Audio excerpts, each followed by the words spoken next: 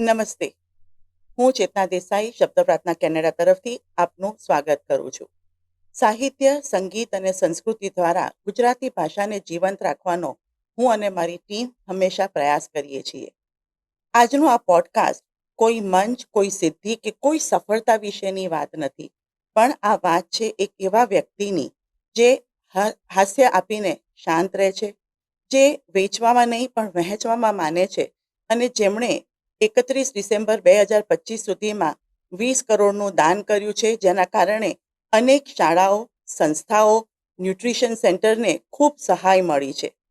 એક વ્યક્તિ જે સંતોષ, સહાનુભૂતિ, સમજનું એક સરવૈયું છે. એવા આજના મહેમાન એટલે પદ્મશ્રી ડૉક્ટર જગદીશભાઈ ત્રિવેદી. મને ખૂબ ગૌરવ અનુભવાય છે કે આજે જગદીશભાઈ ત્રિવેદી આપણી સાથે જોડાયા છે અને આપણને એમના જીવનને, એમના વિચારોને નજીકથી સમજવાનો અને ઓળખવાનો આ એક તક અને એક સમય મળ્યો છે. આપણે કહ્યું એમ આપણે 100થી વધારે આપણી વિદેશ યાત્રાઓ થઈ છે. કેનેડાથી છો અને આ પોડકાસ્ટ સાંભળવાવાળા ઘણા બધા વિદેશી ગુજરાતીઓ પણ હશે. આપ જ્યારે જાઓ છો, આપ જે ઓબ્ઝર્વ કરો છો, તો એ તમને ત્યાં શું પરિવર્તન, જે તમને ખૂબ એકદમ સિમ્પલી તમને દેખાય છે કે આ બહુ પરિવર્તન થઈ રહ્યું છે. ગુજરાતી ભાષા ગણો, ગુજરાતી જીવનશૈલી ગણો ત્યાં, અથવા તો ગુજરાતી લોકોના વિચારો ગણો, તો એ શું પરિવર્તન તમને લાગે છે? હું વર્ષો પહેલા ચેતનાબેન જ્યારે પરદેશ જતો, હું મોટા ભાગે મારા મિત્રોના ઘરે જ હું ઉતરતો હોઉં છું.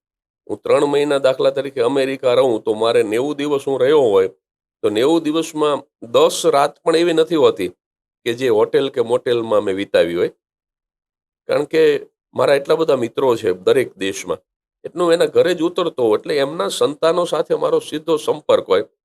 તો વર્ષો પહેલા એવું થતું કે આપણા ગુજરાતી પરિવારના દીકરા દીકરીઓને હું મળું, તમે શું કરો છો, ક્યારે પરણવું છે, એટલે એમ કે મારે કેરિયર બનાવી છે અંકલ, એટલે હમણાં મારે નથી પરણવું, એટલે 30 વર્ષના, 32 વર્ષના, 35 વર્ષના થઈ જાય ત્યાં સુધી પરણે નહીં, જે મોડું કહેવાય. પણ હમણાં છેલ્લા આ 5 વર્ષથી થોડું દુઃખ થાય એવું વાતાવરણ મેં એ જોયું કે હવે હું મારા મિત્રોના ઘરે એમના સંતાનોને પૂછું તો એમ કે છે કે અમારે પરણવું જ નથી. આપણે કંઈક વાય તો કે we not want to take responsibility, એટલે આ જે વિચારો, આ પ્રકારના જે યુવાનોમાં જે જોવા મળે છે એ આમ સેલ્ફ કોન્સન્ટ્રેટ, સેલ્ફિશ જેને કહેવાય, સ્વકેન્દ્રી, કે હું કોઈની જવાબદારી જ ન લઉં, મારી પત્નીની નહીં, અથવા તો યુવતીને એમ થાય કે મારા પતિની નહીં, હું મારી ઈચ્છા પ્રમાણે જીવું, મા બાપ ન જોઈ, જીવનસાથી ન જોઈ, અને હું બસ પૈસા કમાવું, હું મારી ઈચ્છા પ્રમાણે લીવ ઇન રિલેશનશીપમાં રહેવા માંડ્યા. એનો મતલબ શું? જ્યાં સુધી ફાવે ત્યાં સુધી સાથે રહીએ, ન ફાવે તો કાલથી છૂટા. એટલે સહન કરીને પણ જીવવું પડે. જીવન સાથીની અંદર બધા જ આપણને ગમતા સદગુણ હોય અને એક પણ દુર્ગુણ ન હોય એવું ન બને. એટલે સાચો પ્રેમ તો એ છે કે તમે વ્યક્તિને ગુણ અવગુણ સાથે સ્વીકારો. જગદીશ ત્રિવેદી, એની અંદર બધા સદગુણો જોવાય ભાઈ, ન જોવાય અને નથી જ. હું જાહેરમાં કહું છું નથી. મારી અંદર પણ દુર્ગુણ છે, મારી અંદર પણ અમુક માઇનસ પોઈન્ટ છે. તો હું એમ કહું છું કે ભાઈ મારી સાથે તમારે દોસ્તી રાખવી હોય, મિત્રતા રાખવી હોય તો મને ગુણ અને અવગુણ બંને સાથે સ્વીકારો. એટલે અત્યારે ચિંતા એ થાય છે કે માણસ છે ને એ એટલો બધો સેલ્ફિશ થઈ ગયો. ઓલો સેલ્ફી જે લે છે ને, એટલે એ કઈ સેલ્ફિશ ઉપરથી નથી આવ્યું, પણ હું વિનોદ ખાતર બોલું કે આ સેલ્ફી જે છે ને એ સેલ્ફિશ ઉપરથી આવી, કે હું જાતે જ મારો ફોટો લઈ લઉં, એટલે પોતાની જ વાત છે બસ. એટલે ચિંતા કરાવે એવું છે. એક તો માતૃભાષા ભૂલાતી જાય છે, કલ્ચર આપણું થોડુંક ચિંતા કરાવે એવું થઈ ગયું છે, અને આપણા રિવાજો, લગ્નની અંદર તમે જો પ્રી વેડિંગ શૂટ મેં વિડીયો મૂક્યો તો બહુ વાયરલ થઈ રીલ. આ ધંધો ન કરાય. કુંવારી છોકરી, જુવાન છોકરીને તમે પરદેશ મોકલો જમાઈની સાથે, ઈ ટૂંકા કપડાં પહેરીને દરિયા કિનારે દોડે, પછી ઓલો એને આખી તેડી લે, આગ અને ઘી ભેગા થાય, અને તમે એમ કહો ઘી નહીં ઓગળે. પછી એનાથી આગળ વધી અને બેબી બમ્પ સુધી પહોંચી ગયા. પ્રેગ્નન્સીની અંદર એના પાછા ફોટા પાડવાના, આ બધું પાછું સોશિયલ મીડિયામાં મૂકવાનું અને પાછું સમાજને બતાવવાનું. જી. એટલે આ બધું જોઈને બહુ ચિંતા થાય છે કે આપણે કઈ દિશામાં જઈ રહ્યા છીએ. હમ. હિન્દુઓના અસ્તિત્વ ઉપર મને ખતરો દેખાય છે, હિન્દુઓની એકતા ઉપર મને ખતરો દેખાય છે, હિન્દુઓના સંસ્કાર લુપ્ત થતા હોય એવું લાગે છે. ખબર નથી એ લોકોને કે દશરથને કેટલી રાણી હતી, ત્રણેય રાણીના નામ શું, અને તમે 31st ઉજવવા નીકળી જાઓ. હું એમ નથી કહેતો કે બીજા ધર્મના તહેવારો આપણે ન ઉજવીએ, પણ તમારા સંતાનો સાન્તાક્લોઝ પાસે ચોકલેટ માગે કે કપડાં માગે કે કોઈ પણ વિશ રાખે, એનો જગદીશ ત્રિવેદીને જરાય વાંધો નથી. પણ હિન્દુઓના સંતાનોને પાકી ખબર હોવી જોઈએ કે જીવનમાં જ્યારે પણ દુઃખ આવશે, જ્યારે પણ સંકટ આવશે, ત્યારે લાલો સદા સહાય તે. જી. મારો ઈશ્વર એવો ઠીંગણો નથી કે મારે બીજાના કોઈના ઈશ્વરની પાસે ભીખ માગવી પડે. સનાતન હિન્દુ ધર્મનો જે ઈશ્વર છે એ તો બીજા ધર્મના ઈશ્વર કરતા બહુ મોટો છે. હું જાહેરમાં કહું, સનાતન હિન્દુ ધર્મનો ભગવાન એ બીજા ધર્મોના ભગવાન કરતા અનેક ગણો મોટો છે. જી. એટલે આપણી પાસે જ છે આવા, તો આપણે બીજા પાસે જવાની જરૂર નથી. એટલે કોઈ ધર્મનો અનાદર નહીં. ધર્મની વ્યાખ્યા જ એવી છે કે કોઈને ખલેલ ન પહોંચે એ રીતે જીવો, એમને એમનું કરવા દો, આપણે આપણું કરો. પણ આવું બધું આ બહુ લાંબો વિષય થઈ જાય, જવાબ જી. લાંબો થઈ જાય બેન. પણ આ બધું જોઉં છું ને, હું સમાજમાં સતત ફરતો હું, મહિનામાં 20-22 દિવસ હું બહાર જ હોઉં, જી. તો થોડી ચિંતા તો થાય છે બિલકુલ. કે આ બદલાવ આવ્યો છે. આ બદલાવ જે છે, આ વિચારધારા જે બદલાઈ છે, એમાં કયા પરિબળો કારણભૂત છે? બહારનું વાતાવરણ એ બદલાયું છે કે ક્યાંક ઘરમાં પણ એક ગીવઅપ કે હવે આ સ્વીકારવું છે, એ એ ભાવના ઉત્પન્ન થઈ છે? એટલે સોશિયલ મીડિયાનો બહુ મોટો ફાળો છે. આપણા ફિલ્મો, આ બધું જે કંઈ બદલાઈ રહ્યું છે આખું જગત, પછી એની અંદર તમામ વસ્તુ આવી જાય, સ્થાવર અને જંગમ. હા. એટલે એની બહુ મોટી અસર છે. બાળકોના કુમળા માનસથી જ એક જુદા પ્રકારના સંસ્કારો એની અંદર રેડાતા હોય છે, અને એના કારણે પછી આ બધું આવ્યું છે. તમે અત્યારે લગ્નમાં બહેનો કપડાં પહેરે છે, કપડાં જોઈજો ને તો તમને ખબર પડી જશે કે આ લોકો શું બતાવવા માંગે છે આ કપડાં પહેરીને. જી. એટલે એક આવો કે બધા કરે છે એટલે આપણે કરવું. દેખાદેખીનો જે યુગ આવ્યો કે આ ચેતનાબેને આવા કપડાં પહેર્યા એટલે મનીષાબેન એવા જ પહેરવા જોઈએ. નહીં સાહેબ, મનીષાબેનને માફક આવે એવા પહેરે, ચેતનાબેનને અનુકૂળ આવે એ ચેતનાબેન પહેરે. પણ હવે તો શું, મારી જેઠાણી આ પહેર્યું એટલે હું આ પહેરું, મારી પડોશણે આ પહેર્યું એટલે હું આ પહેરું. એ લોકોએ પ્રી વેડિંગ શૂટ કર્યું એટલે આપણે તો પૈસા ન હોય તો દેણું કરીને તે પરદેશ મોકલો અને પ્રી વેડિંગ શૂટ કરો. એટલે થોડી દેખાદેખી, થોડું સોશિયલ મીડિયા, આપણા બધા અમુક જે સાવ જેને કહેવાય ને કચરા જેવા અમુક જે મૂવી, બધા મૂવી નહીં પણ અમુક બોલિવૂડના એવા મૂવી, ઇન્ટેન્શનલી હિન્દુ ધર્મને નીચો દેખાડવા માટે, હિન્દુ દેવતાઓનું અપમાન થાય એ પ્રકારના મૂવી. હા.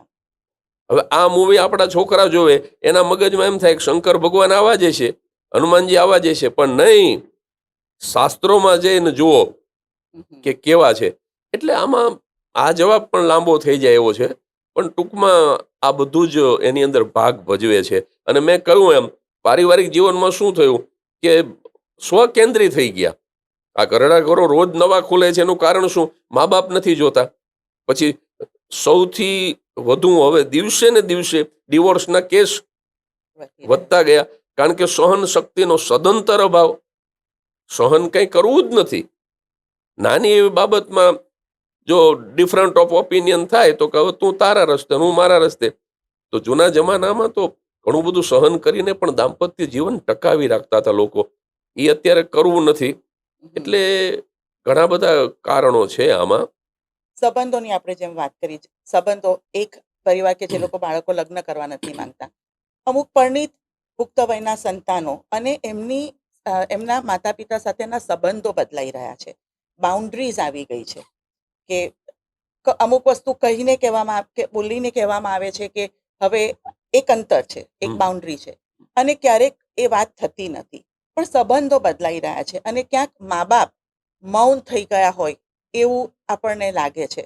પોતાનો ભાવ, પોતાનો વિચાર કહેતા અટકી જતા હોય અથવા તો પોતાને હોલ્ડ બેક કરતા એ આજે જોવા મળે છે.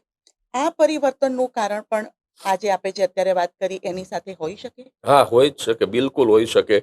કારણ કે અત્યારે જુઓ, જે રીતે આ કોંગ્રેસની સરકાર ગઈ ને ભાજપની આવી, એવી રીતે હવે તમે જુઓ પારિવારિક જીવનમાં હવે સાસુની સરકાર ગઈ, વહુની આવી.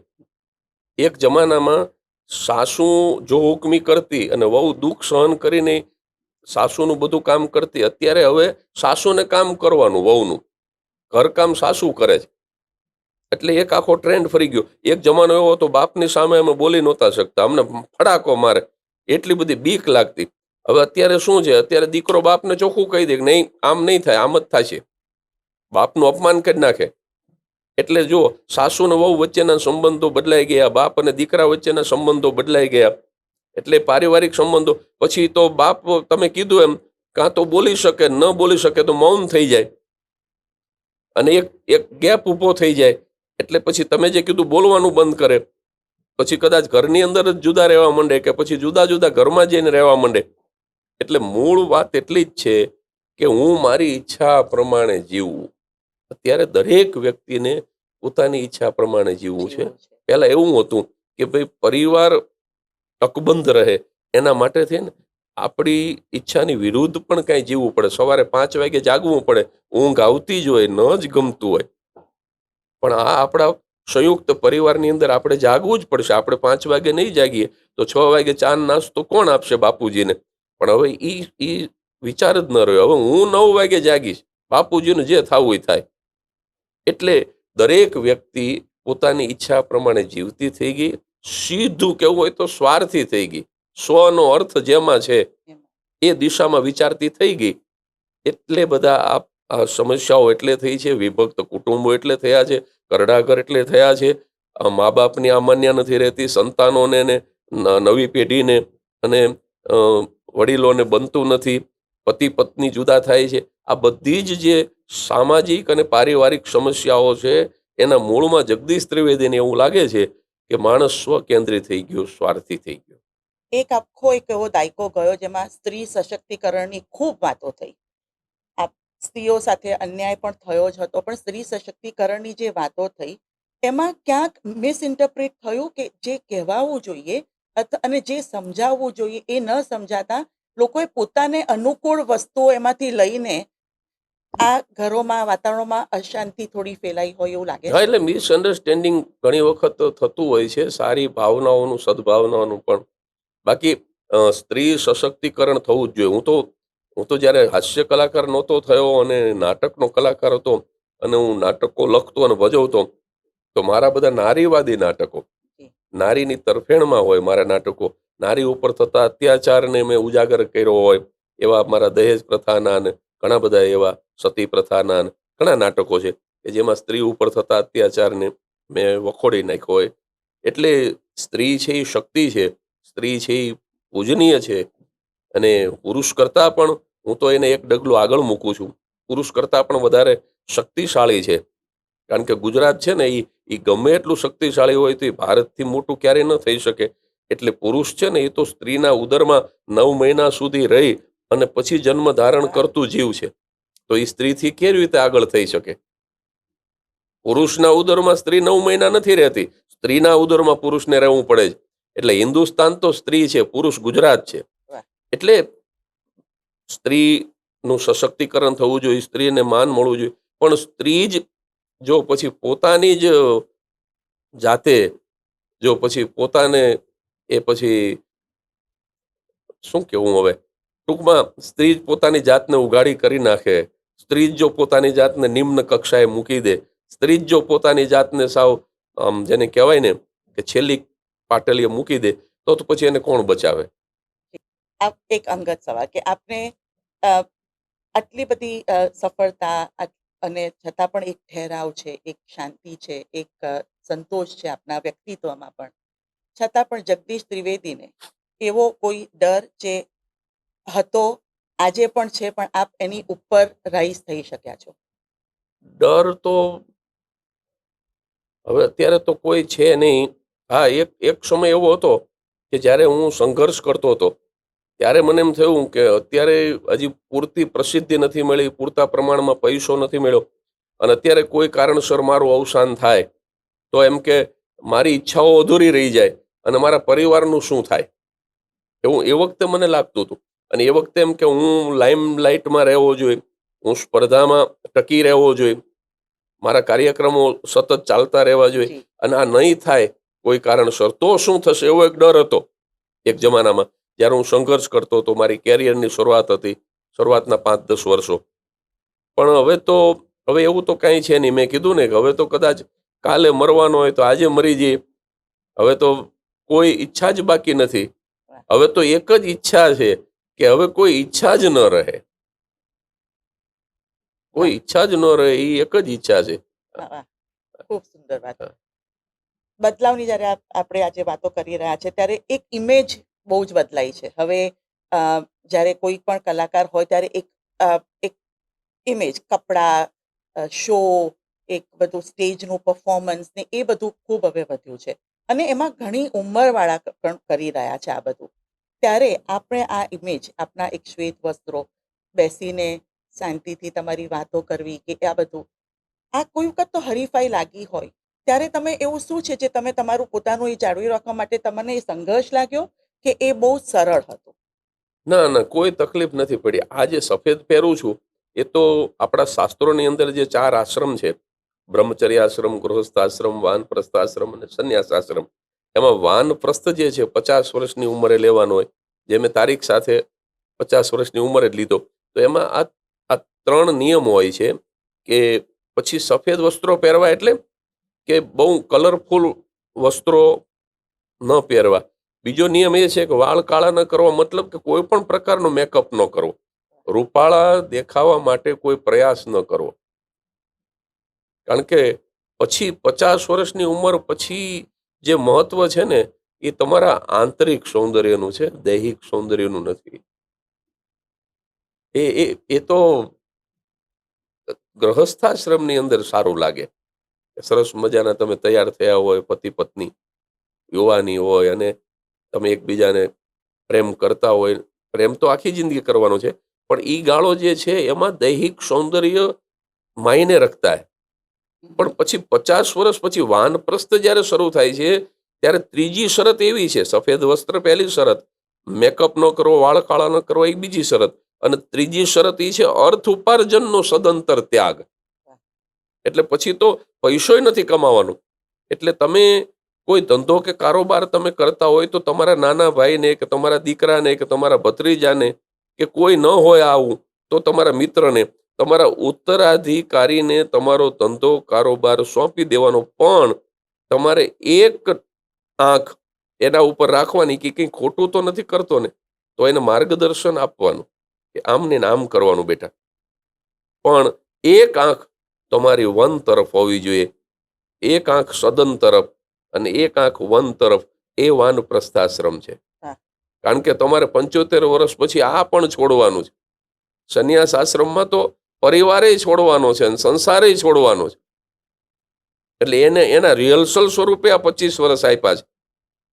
એટલે આ હું જે કરું છું એ તો શાસ્ત્રોમાં લખેલા વાનપ્રસ્થ આશ્રમના નિયમો છે. પણ મારા ગુરુ છે દાખલા તરીકે, તો એ ભલે સફેદ જ પહેરવા એવો એમને નિયમ નથી, પણ એ આ રીતે જ ઠાવકાઈથી બેસે અને ધીમે ધીમે બોલે, પોતાની વાત રજૂ કરે, પારિવારિક હાસ્ય હોય. અને અમે મેં કીધું એમ અમે આ રીતે જ જીવવા ટેવાયેલા છીએ, અને આમ જ જીવવું છે. સ્ટેજ ઉપરથી નીચે ઉતરી જવું છે, કક્ષાથી નીચે નથી ઉતરવું. જે દિવસે જગત ન સ્વીકારે આ રીતે કે ભાઈ આ સફેદ કપડાવાળા નથી જોતા ને આ રીતે બેઠા બેઠા બોલે એ નથી જોતું અને આવું પારિવારિક નથી સાંભળવું, તે દિવસે માઇકની સ્વિચ બંધ કરી દેવાની, કોઈ પણ જાતના દુઃખ વગર, અને આ છોડી દેવાનું.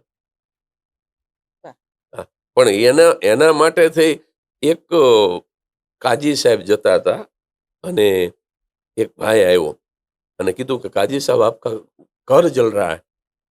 તો એ તો જે રીતે આમ જતા હતા એમ જ ચાલતા રહ્યા. એટલે ઓલાને એમ થયું કે એને સાંભળ્યું નથી, એટલે થોડોક નજીક ગયો યુવાન. એ કે આપકો સુનાઈ નહીં દેતા કાજી સાહેબ, આપકા ઘર જલ રહા હૈ. અને ત્યારે કાજી સાહેબે કીધું કે ભાઈ જલતા હે તો જલને દે, મેં મેરી ચાલ કેસે બદલ દઉં. એટલે ઘર સળગે તો હું દોડવા ન માંડું. હું તો જે ગતિથી ચાલુ છું એ જ ગતિએ ચાલુ. એટલે આ જગત હળગી જાય તો ભલે હળગી જાય, પણ અમે અમારી ચાલ નહીં બદલી.